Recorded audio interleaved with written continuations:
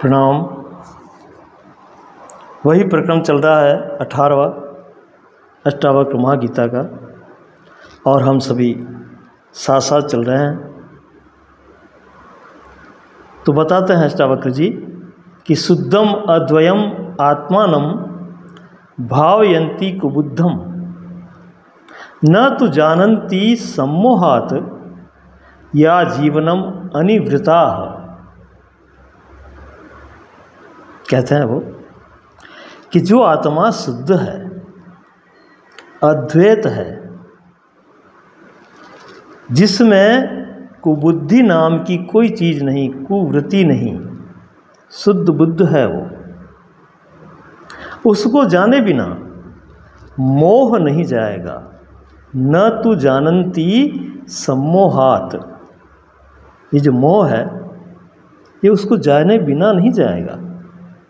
उसी के प्रकाश में ये मोह का अंधकार दूर होगा।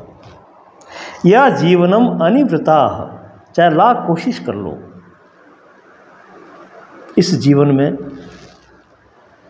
उस आत्म साक्षात्कार के बिना आप निवृत्त नहीं हो सकते। या जीवनम अनिवृता, अगर निवृत्त होना है, जितने भी झंझट हैं, जितने भी दुख हैं, क्लेश हैं, भय हैं, चिंताएं हैं, इनसे अगर उबरना है, इनसे पार होना है, इनसे मुक्त होना है, निवृत्त होना है, तो उस आत्म प्रकाश के अंदर स्थित होना होगा। वहाँ इन सब की ताकत नहीं कि उस आत्म तत्व को, आत्म प्रकाश को ये घेर लें। इतना वो निर्द्वंद, अद्वैत, अक्षुण, शाश्वत, अपरमेय सत्य है। इसलिए तो ब्रह्म के लिए कहा है ना कि सत्यम ज्ञानम अनंतम। वहाँ फिर ये छोटी मोटी चीज़ें, इनकी पहुँच नहीं है, वहाँ दखल अंदाजी नहीं कर सकती है, वहाँ किसी प्रकार का बखेड़ा पैदा नहीं कर सकती, क्योंकि सब उस परम शक्ति से, उस आत्म शक्ति से संचालित है। ये जो चेतना का जो समुद्र है, उसकी लहरें हैं ये सब। वैसे उसी का स्वरूप है, लेकिन अव्यवस्थित है, इसलिए समझ में नहीं आ रहा है। अज्ञान का आवरण इस पर चढ़ गया है, ढक गया है। तो वो जो प्रकाश है प्रज्ञा का, उस स्व प्रकाश में जाने पर सारे मोह है विगलित हो जाएंगे, सारे मोह नष्ट हो जाएंगे।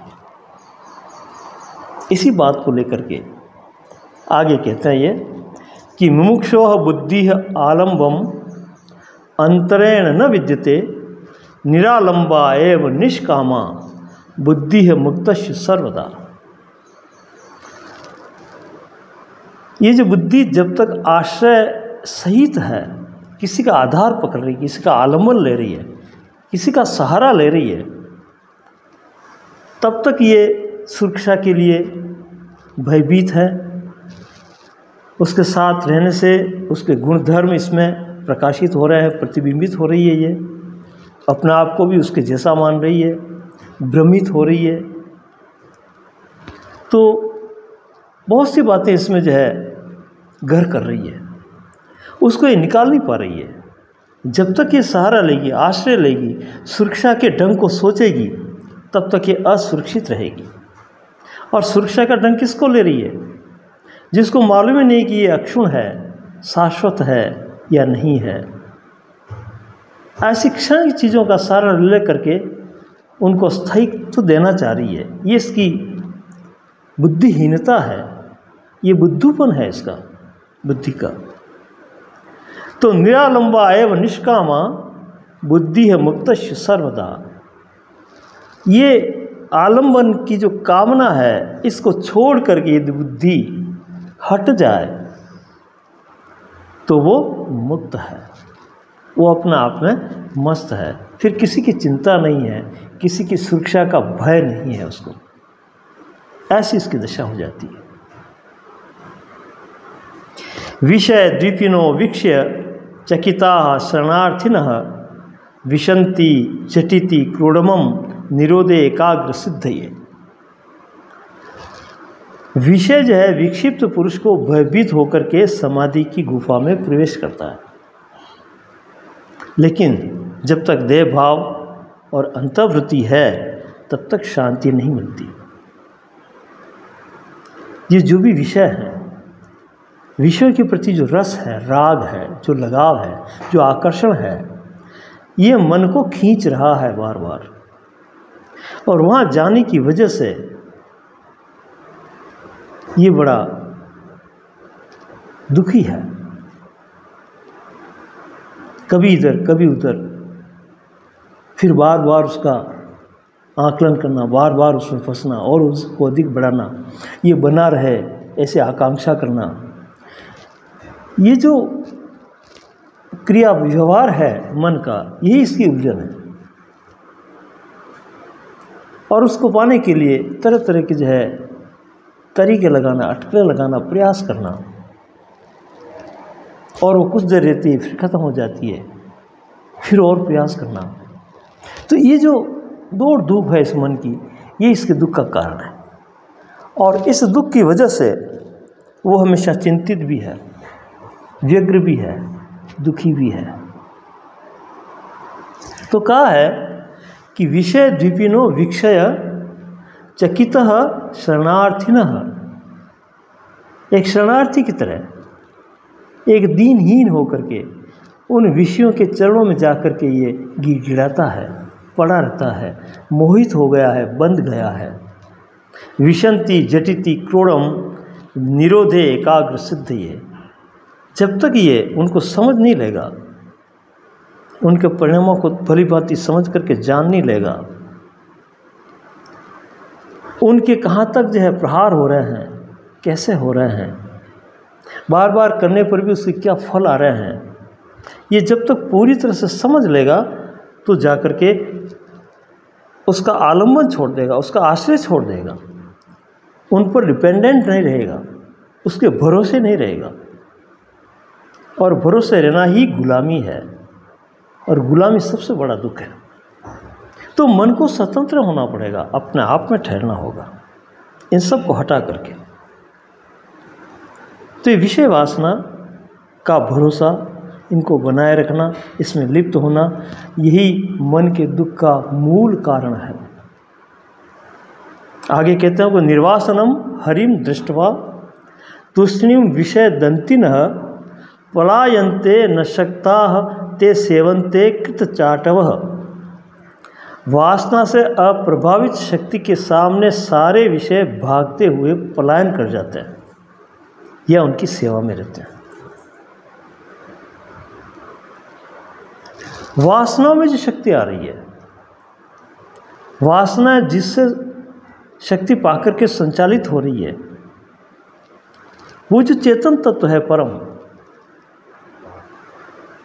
उसको अगर जान लिया तो जाकर के उन वासनाओं के विषयों से वो मन उपराम हो जाता है, और सारी वासना पलायन कर देती है। जैसे किसी घर में 10 वर्ष तक अंधकार रहा किसी कमरे में, और जाकर के आपने दीपक जला दिया तो उसी क्षण प्रकाश हो गया। प्रकाश को भागने में 10 वर्ष नहीं लगेंगे। प्रकाश हुआ, अंधेरा भागा। वैसे वो भगाने से, लाठियों से, पीटने से नहीं भागेगा, युक्ति से जाएगा। ऐसी ही युक्तियाँ अष्टावक्र यहाँ बता रहे हैं और समझा रहे हैं हमें कि युक्ति से काम लेना पड़ेगा। और जो जो युक्ति से काम लेकर के, समझ करके स्थिर हो गया, मस्त हो गया, न मुक्ति कारिकाम धत्ते निशंका युक्त मानस पश्यन सस्व जिघृण अस्नन आस्ते यथा सुखम। ऐसा व्यक्ति फिर जो अपने आप में स्थिर हो गया, बोध को प्राप्त हो गया, जीवन मुक्त हो गया, वो उससे कोई भी प्रक्रियाएं होगी जो पहले होती थी, पहले उसको दुखी करती थी, विचलित करती थी, चिंतित करती थी, अब नहीं करेगी ऐसे होते हुए, क्योंकि उनके जो प्रभाव हैं उन प्रभावों से वो परे हो गया, उन परिधियों से परे होकर के अपने केंद्र में आ गया। इसलिए वो गति तो करेगी लेकिन उस गति का प्रभाव उस पर नहीं होगा, वो अप्रभावी होगा, अपने आप में आनंदित रहेगा, वो केंद्रस्थ होगा, प्रकृतिस्थ होगा। ये बात ही बताना चाह रहे हैं कि सब कुछ व्यवहारिक, सुनना, देखना, खाना, पीना, उठना, बैठना, बोलना, चलना, ये सब कुछ करता हुआ भी वो अपने हाल में मस्त रहेगा, अपने केंद्र से देखता रहेगा सब, और केंद्र में वो परिधियाँ जा नहीं सकती। केंद्र से आसपास रहेगी लेकिन केंद्र को प्रभावित नहीं कर सकती, ऐसी जगह वो चला जाएगा। एक जगह कहा भी है, संतों ने भी इस पर विचार विमर्श किया है। कबीर कहते हैं कि चक्की चले तो चलन दे, पिस पिस आटा होए, लिपट रहो उस कील के तो बाल न बांका होए। वैसे पहले जो है पुराने समय में चक्कियाँ चलाते थे, चक्की आटा पीसने की घटी, तो उस एक कील पर जो है ऊपर का पार्ट चलता था, नीचे एक पार्ट होता था, बीच में जो है वो दाने जो भी गेहूं के डाले गए वो पीस करके आटा बनता उनका। लेकिन जो दाना उस कील के नज़दीक चला गया, जिसके आधार पर वो पूरा चक्र घूम रहा है, उस स्वादिष्टान के बिल्कुल समर्पित हो गया, उसके पास चला गया, तो वो कितना भी चले चक्र लेकिन उस पर खरोंच नहीं आएगी, वो बचा रह जाएगा। तो इसी तरह का मामला है यहाँ कि मन यदि केंद्रस्थ हो गया,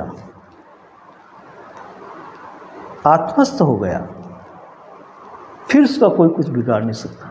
संसार चले उसको कोई फर्क नहीं पड़ेगा। वस्तु श्रवण मात्रेण शुद्ध बुद्धि निराकुलः न एव अत्वारम अनाचाराम औदास्यम व प्रेष्यति। जो व्यक्ति श्रवण मात्र से जिसकी अखंडाकार वृत्ति हो जाती है, सुनने मात्र से, सुनना सबसे बड़ी कला है, मन को स्वतंत्र रख करके, पूर्वाग्रह को छोड़ करके ज्यों का त्यों सुना जाए, तो वो शब्द जब भीतर जाते हैं तो उसी पर मन विचार करता है, बाकी में मिक्स नहीं होते हैं, वो शुद्धतम पड़े रहते हैं, उस पर पुनर्विचार कर सकता है मन, और अच्छी तरह से विचार कर सकता है। वहाँ कोई झमेला नहीं होता, वो किसी में मिल करके और अपना स्वरूप नहीं बदलते, ज्यों की त्यों रहते हैं वो। उस पर जब मन की दृष्टि जाती है तो सुनते सुनते ही अखंडाकार वृत्ति हो जाती है। जनक क्या किया? जनक ने सिर्फ सुना, अर्जुन ने सिर्फ सुना, और जो परीक्षित राजा था, सुखदेव के मुंह से उसने भागवत सुनी 7 दिन तक, सिर्फ सुनकर के ही मुक्त हो गए। करना कुछ नहीं पड़ता है। हम सुनने की जिस कला है, सुनने की जो श्रद्धा है, बिल्कुल निरपेक्ष भाव से, बिना किसी मिलावट के, बिना मन बोले, मन मौन होकर के जब सुनता है, ज्यों का त्यों सुनता है, उससे धीरे धीरे